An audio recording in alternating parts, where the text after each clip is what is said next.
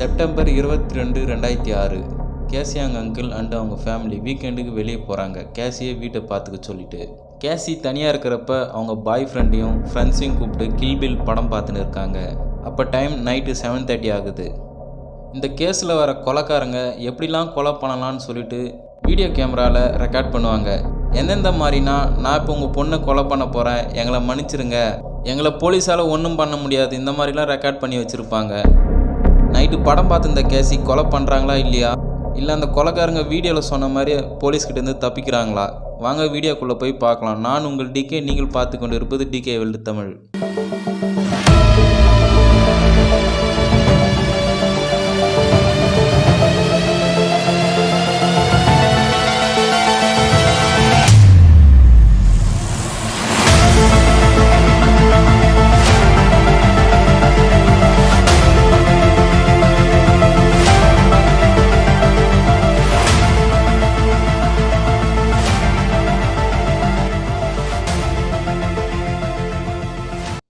Brain and Dory இவங்க 2 பேரும் 1990 பிறக்கிறாங்க. Brain யூட்டனில் இருந்து ஐடாவுக்கு ஷிஃப்ட் ஆகுறாரு. டோரி படிக்கிற ஸ்கூலில் பிரைன் போய் சேர்றாரு.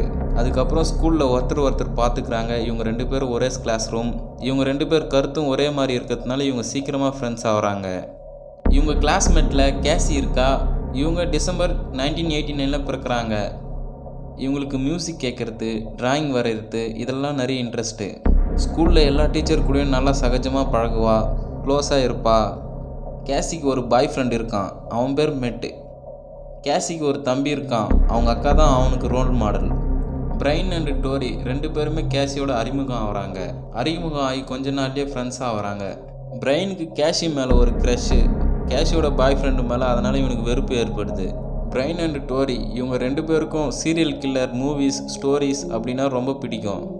Scary movies, serial killer movies, psycho thriller, mystery thriller, crime thriller, இந்த மாதிரி படங்களே இவங்க நிறைய பார்ப்பாங்க. படத்தில் வர கொலைக்காரன் எந்த மாதிரி ட்ரெஸ் போட்டுன்னு இருக்கான், எந்த கத்தி யூஸ் பண்ணுறான், எப்படிலாம் இருக்காங்கன்ட்டு இவங்க நோட் பண்ணி வைப்பாங்க. ஒருத்தர் மாற்றி என்கரேஜ் பண்ணி இந்த மாதிரி பண்ணுறாங்க. படத்தில் கொலை பண்ணுற கொலைக்காரங்க எந்த மாதிரி ஃபீல் அனுபவிக்கிறாங்களோ நம்மளும் அந்த மாதிரி அனுபவிக்கணும்னு முடிவு பண்ணுறாங்க. ஒரு கொலை பண்ணுறதுக்கும் பிளான் பண்ணுறாங்க. செப்டம்பர் 21, 2006 டோரி அண்டு பிரைன் 2 பேரும் கத்தி வாங்கலான்னு பிளான் பண்ணுறாங்க. ஆனால் இவங்களுக்கு 18 வயசு ஆகாததுனால டோரியோட ஃப்ரெண்டு ஒருத்தனை கூப்பிட்டுக்கின்னு கத்தி கடைக்கு போகிறாங்க. பிரைன் 3 கத்தியும் டோரி 1 கத்தியும் வாங்குறாங்க. இவங்க இது வரைக்கும் பண்ண விஷயம்லாம் இவங்க கையில் இருந்த வீடியோ கேமராவில் ரெக்கார்ட் பண்ணுறாங்க. எந்த மாதிரினா, நாங்கள் கத்தி வாங்கிட்டோம், இன்றைக்கி நைட் கொலை பண்ண போகிறோம், எங்களை FBI ஒன்றும் பண்ண முடியாது, இந்த மாதிரிலாம் பேசுகிறாங்க. நைட்டு தனியாக இருப்பாங்க. அந்த இடம் இருட்டாக இருக்கும், நம்ம கொலை பண்ணிடலான்ட்டு கிளம்பி போகிறாங்க.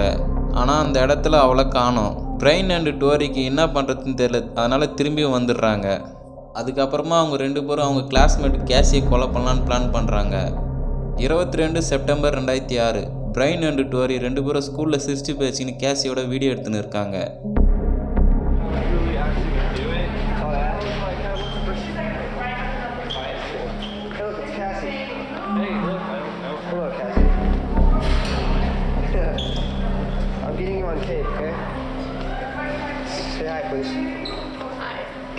ஆனால் கேசியால் எந்த ஒரு விஷயத்தையும் கண்டுபிடிக்க முடியல. அதுக்கப்புறமா ஸ்கூலில் மதியான டைமில் வீடியோ கேமரா ஓப்பன் பண்ணி வச்சுட்டு கேசி நாங்கள் கொலை பண்ண போகிறோம், எங்களை மன்னிச்சுங்கன்னு சொல்லிட்டு அவங்க ஃபேமிலிக்கிட்ட சாரி கேட்குறாங்க.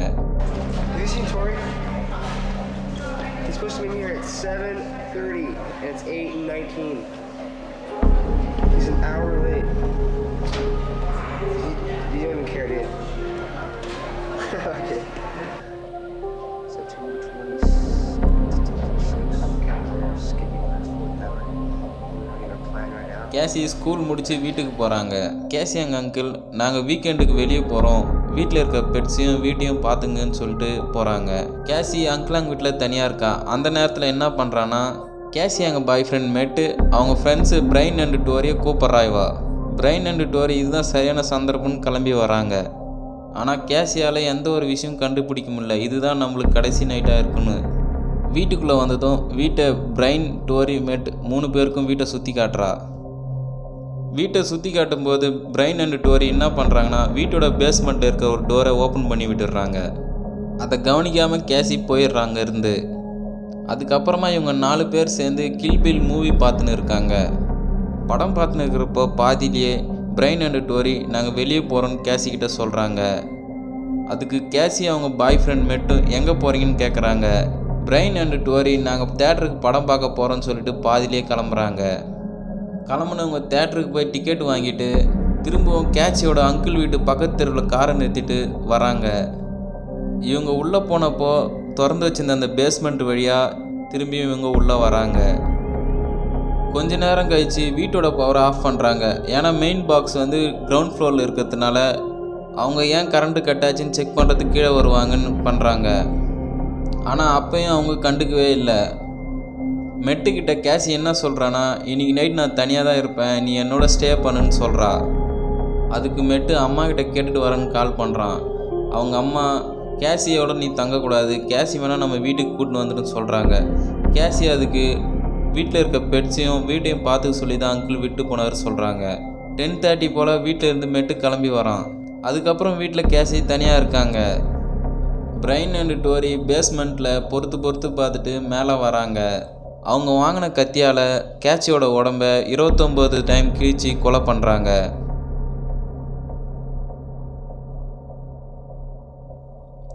வீட்டில் இருந்து வெளியே வந்துட்டு காருக்குள்ளே போயிட்டு அவங்க வச்சுங்கிற கேமராவில் நாங்கள் கொலை பண்ணிட்டோம், இது எங்களோட ஃபஸ்ட்டு கொலை, எங்களுக்கு ரொம்ப எக்ஸைட்மெண்ட்டாக இருக்குது, இந்த மாதிரிலாம் சொல்லி ரெக்கார்ட் பண்ணுறாங்க. அதுக்கப்புறமா ஆள் நடமாட்டம் இல்லாத ஏரியாவுக்கு போயிட்டு அவங்க போட்டிருந்த க்ளவுஸு, கத்தி, ட்ரெஸ்ஸுங்க எல்லாத்தையும் எரிச்சிடுறாங்க. அதுக்கப்புறம் அவங்க வீட்டுக்கு கிளம்பி போயிடுறாங்க. 12 மணிக்கு மெட்டு கேசிக்கு கால் பண்ணுறான். கேசி எந்த ரெஸ்பான்ஸும் இல்லை. அதுக்கப்புறமா பிரைனுக்கு ஃபோன் பண்ணி மெட்டு கேட்குறான் எங்கே இருக்கீங்கன்னு.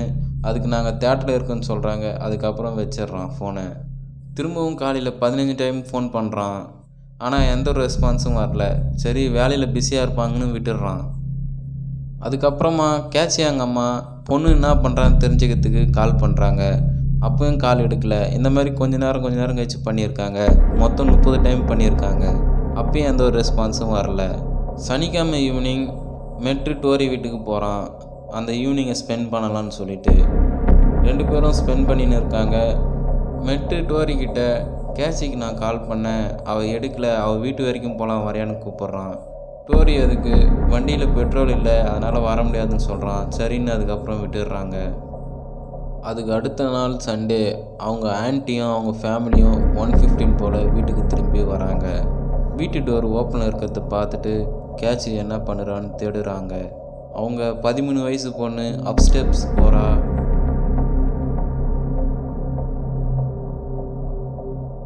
அப்போது கேட்சி ரத்த வெள்ளத்தில் இருக்கிறத பார்த்துட்டு கத்துறா. அவள் கத்துறதை கேட்டு அவங்க அப்பா அம்மா மேலே வந்து பார்க்குறாங்க. அதிர்ச்சி அடைகிறாங்க. உடனே 911 கால் பண்ணி யாரோ எங்கள் வீட்டில் கேட்சியை கொலை பண்ணிட்டு இருக்காங்க அப்படின்னு சொல்கிறாங்க. போலீஸ் வந்து வீட்டில் வந்து பார்க்குறாங்க. கேட்சி அவங்க அங்கிள் அவங்க அப்பா அம்மாவுக்கு சொல்கிறாங்க இந்த மாதிரி பொண்ணை கொலை பண்ணிட்டு இருக்காங்கன்னு. இந்த கொலை நடந்த விஷயம் மீடியாவுக்கு தெரிய வருது. அந்த ஊர் மக்கள் எல்லாம் இந்த கொலையை பார்த்து பயப்படுறாங்க. 24 செப்டம்பர் 2006 போலீஸ் விசாரணையை ஆரம்பிக்கிறாங்க. ஃபஸ்ட்டு மெட்டு வீட்டுக்கு போகிறாங்க. மெட்டு போலீஸ்கிட்ட நான் நிறைய டைம் கால் பண்ணேன் அவளுக்கு, ஆனால் அவள் என் காலை எடுக்கவே இல்லை அப்படின்னு சொல்கிறான். போலீஸ் நீ வீட்டுக்கு எதுக்கு போனேன், ஏன் போனேன்னு கேட்குறாங்க. கேசி தான் வீட்டில் யாரும் இல்லை, தனியாக இருக்கேன் அப்படின்னு சொல்லிட்டு கூப்பிட்டா, அதனால தான் நான் போனேன். நான் மட்டும் போல, கேஷோட ஃப்ரெண்டு பிரைன் அண்ட் டோரி 2 பேருமே வந்தாங்க அப்படின்னு சொல்கிறான். நாங்கள் எல்லாம் ஒன்றா சேர்ந்து படம் பார்த்துன்னு இருந்தோம். நாங்கள் படம் பார்த்துன்னு இருக்கிறப்பே பிரைன் அண்ட் டோரி பாதியிலே விட்டுட்டு போயிட்டாங்க. ஏன்னு கேட்டதுக்கு நாங்கள் தேட்டருக்கு போக போகிறோன்னு சொல்லிட்டு போயிட்டாங்க. போலீஸ் 2வதாக டோரி வீட்டுக்கு போகிறாங்க. டோரிக்கிட்ட போலீஸ் விசாரிக்கிறாங்க. நீங்கள் எங்கே போனீங்கன்னு கேட்டதுக்கு நாங்கள் தேட்டருக்கு போனோன்னு சொன்னாங்க. தேட்டரில் என்ன படம் போயினுச்சு, அந்த படத்தோட கதையை சொல்லுங்கன்னு போலீஸ் கேட்குறாங்க. டோரி அதுக்கு தெரியாமல் திருன்னு முழிக்கிறான். போலீஸுக்கு அதுக்கப்புறம் கொஞ்சம் சந்தேகம் வருது. 25 செப்டம்பர் 2006 போலீஸ் பிரைன் அவங்க வீட்டுக்கு போயிட்டு விசாரிக்கிறாங்க. பிரைன் எமோஷ்னலாக அழுகுறான், இந்த மாதிரி ஃப்ரெண்டுக்கு ஆயிடுச்சுன்னு சொல்லிட்டு. அந்த எமோஷ்னல் ட்ராமாவை பார்த்துட்டு போலீஸ் சந்தேகப்படுறாங்க. 26 செப்டம்பர் 2006 செகண்ட் நாள் பிரைனை திருப்பி விசாரிக்கிறாங்க. எங்கே போனீங்கன்னு கேட்டதுக்கு படத்துக்கு போகணுன்னு சொன்னாங்க. படத்தில் என்ன கதை வந்துச்சுன்னு கேட்டாங்க. அதுக்கெலாம் எதுவுமே பதில் சொல்லலை. போலீஸ் திரும்பி கேட்கும்போது நாங்கள் படத்துக்கு போகல, வீட்டுக்கு வெளியே கார்லாம் நிற்கும். அந்த காரோட கண்ணாடியை உடச்சி அதுக்குள்ளே இருக்கிற பொருளெல்லாம் எடுக்கலான்னு நாங்கள் போனோம் அப்படின்னு சொல்கிறான். அதனால தான் பிளான் பண்ணி தேட்டருக்கு டிக்கெட் வாங்கிட்டு அன்றைக்கி நைட்டு காருக்குள்ள இருக்கிற பொருளை திருட போனோம் அப்படின்னு போலீஸ்கிட்ட சொல்கிறான். அதுக்கப்புறம் அவன் ரூமை சர்ச் பண்ணும்போது நைஃப் ஷீட் ஒன்று பெட்டுக்கட்டில் வச்சுருக்கிறத எடுக்கிறாங்க. அது யாருதுன்னு கேட்குறாங்க. அது என்னோடய ஃப்ரெண்டுது, எதர்ச்சியாக மறந்து விட்டுட்டு போயிட்டான்னு சொல்கிறான் இவன். 3வது கட்ட விசாரணை நடக்குது. பிரைன் சொல்கிறது எல்லாமே பொய்ன்னு போலீஸ் கண்டுபிடிக்கிறாங்க. போலீஸ் திரும்பவும் பிரைன் கிட்ட கேட்குறாங்க. நாங்கள் படம் பார்த்துட்டு வெளியே வந்த பிறகு டோரி என்ன சொன்னான், மெட்டியும் கேஸையும் பயமுறுத்தலாம் அவங்க வீட்டுக்கு போயின்னு சொல்கிறான். அதனால தான் அவங்க கூட போயிட்டு க்ளவுஸு ட்ரெஸ்ஸு எல்லாம் அவங்க கொடுத்ததை மாட்டிக்கின்னு அனிமல்ஸ் மாதிரி கத்தி பயமுறுத்தணும். அதுக்கப்புறமா டோரி மேலே போய் கேஸியை பயமுறுத்தலாம் வான்னு கூட்டின்னு போனான். அவன் மேலே பயமுறுத்தின்னு விளையாடின்னு இருக்கும்போதே திடீர்னு கத்தி எடுத்து வெட்டிட்டான் கேஸியை. எல்லாமே டோரி தான் பண்ணான், நான் எதுவுமே பண்ணலைன்னு போலீஸ்கிட்ட சொல்கிறான். போலீஸ் திரும்பவும் நீ எதுவுமே பண்ணல, வேடிக்கை தான் பார்த்துன்னு இருந்தேன்னு பிரைன் கிட்ட கேட்குறாங்க. ஒரு கட்டத்தில் என்ன சொல்கிறான்னா, டோரி அவ்வளோ வெட்டுன்னு ஒரு மாதிரி வித்தியாசமாக கத்த ஆரம்பித்தான். அதனால தான் கேஸியோட தொடையில் நான் வெட்டினேன் அப்படின்னு சொல்கிறான் போலீஸ்கிட்ட. டோரியை 2வது விசாரணைக்கு போலீஸ் கூப்பிடுறாங்க. பிரைன் சொன்னது எதையும் போலீஸ் டோரிக்கிட்ட சொல்லலை. டோரிக்கிட்ட என்ன நடந்துச்சுன்னு போலீஸ் கேட்குறாங்க. அவன் பழைய கதையே சொல்கிறான். அதுக்கு போலீஸ் பிரைன் எல்லாம் உண்மையும் சொல்லிட்டான், இப்போ சொல்லுன்னு கேட்குறாங்க. அதுக்கப்புறமா பிரைன் சொன்னது எல்லாத்தையும் டோரிக்கிட்ட சொல்கிறாங்க.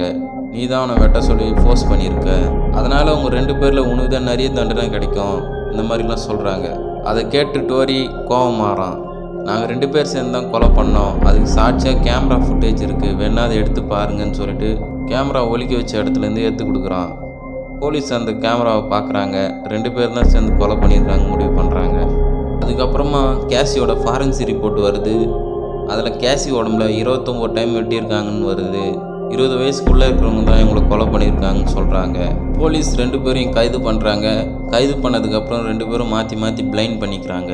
எந்த மாதிரினா, டோரி இருந்துக்கின்னு பிரைன் தான் என்ன கொலை பண்ண வச்சான், பிரைன் இருந்துக்கின்னு டோரி தான் என்ன கொலை பண்ண வச்சான் அப்படின்னு மாற்றி பேசிக்கிறாங்க.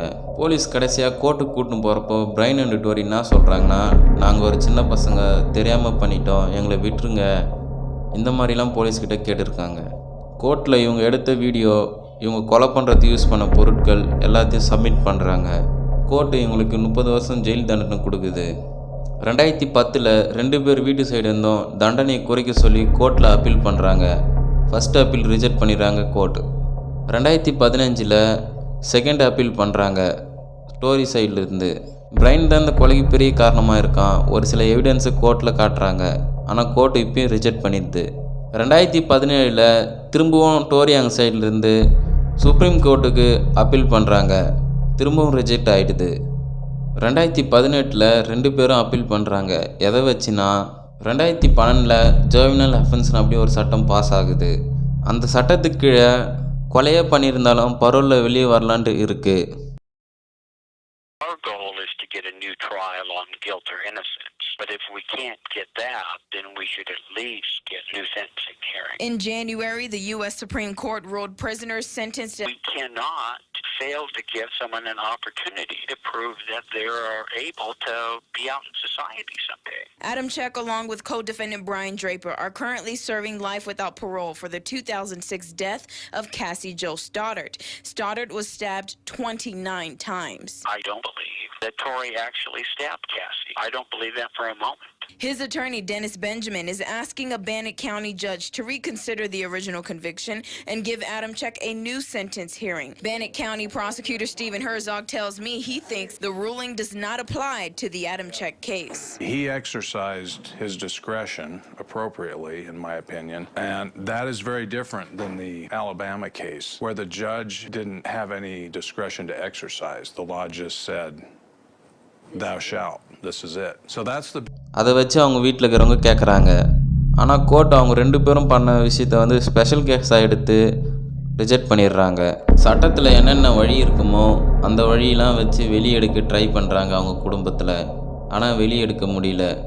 அதே நேரத்தில் கேசியாங்க ஃபேமிலி சைடு என்ன நடக்குதுன்னா, கேசியாங்க தம்பிக்கு இந்த விஷயத்தை யாருமே சொல்லலை. அதுக்கப்புறம் அவங்க வீட்டு பக்கத்தில் இருக்கவங்க தான் சொல்லியிருக்காங்க. இந்த கொலைனா இந்த விஷயத்துலேருந்து ரெக்கவரி ஆகிறதுக்கு இவனுக்கு ரொம்ப நாள் எடுத்துருக்கு. கேசி எங்கள் அங்கிள் ஆண்டி அந்த வீட்டை இப்போ தான் ரெடி பண்ணியிருக்காங்க, பெயிண்ட் அடித்து புது பொருள்லாம் வாங்கி வச்சு. ஆனால் இந்த கொலை நடந்ததுனால அன்றைக்கே அந்த வீட்டை விட்டு வெளியே வந்துட்டாங்க. கேசி ஆண்டி இந்த கொலை நடந்த அதிர்ச்சியிலேருந்து வெளியே வர முடியாமல் டிப்ரெஷன் ஆகிட்டாங்க. மென்டலி சரியில்லாமல் போயிட்டு இருக்காங்க. இவங்க ரெக்கவர் ஆகிறதுக்கு மந்த்லி $300 செலவு பண்ணியிருக்காங்க மெடிக்கல் ஃபீஸாக. அவங்க பொண்ணு இந்த கொலை நடந்ததை நேரில் பார்த்ததுனால நைட்டில் தூங்கும்போது கனவுல வரது இந்த மாதிரி அடிக்கடி டிஸ்டர்ப் ஆகியிருக்காங்க. இவங்களுக்கு 1 வருஷம் ரெக்கவரி ஆகிறதுக்கு டைம் எடுத்துன்னு இருக்காங்க. வீட்டை விற்றுட்டு வெளியே போயிடலான்னு நினைக்கிறாங்க. ஆனால் அந்த வீட்டை யாராலையும் வாங்க முடியல. அந்த வீடு 2014 வரைக்கும் யாருமே வாங்கலை.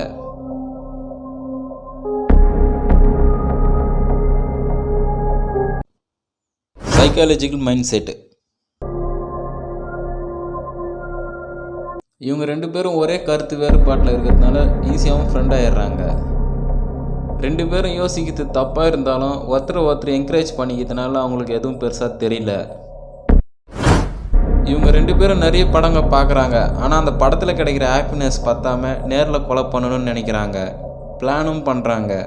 இவங்க கொலை பண்ணுறதெல்லாம் ரெக்கார்ட் பண்ணி வச்சுக்கின்னு அதை மெமரிஸாக வச்சுக்கலாம்னு நினைக்கிறாங்க. மூவி மேலே இருக்கிற அப்செக்ஷன் தான் இவங்களுக்கு ஃபஸ்ட்டு ஸ்டார்டிங் பாயிண்ட்டாக இருக்குது. அதை நெக்ஸ்ட் லெவலுக்கு கொண்டு போனது ஒருத்தர் என்கரேஜ் பண்ணின்னு இருந்தது. படத்தில் இருக்க கில்லர் கேரக்டர் எப்படி ஃபீல் பண்ணியிருப்பாங்கன்ற கற்பனை உலகத்துக்கு இவங்க போயிருக்காங்க. அதனாலே ரியல் லைஃப்பில் இவங்க கொலை பண்ணியிருக்காங்க.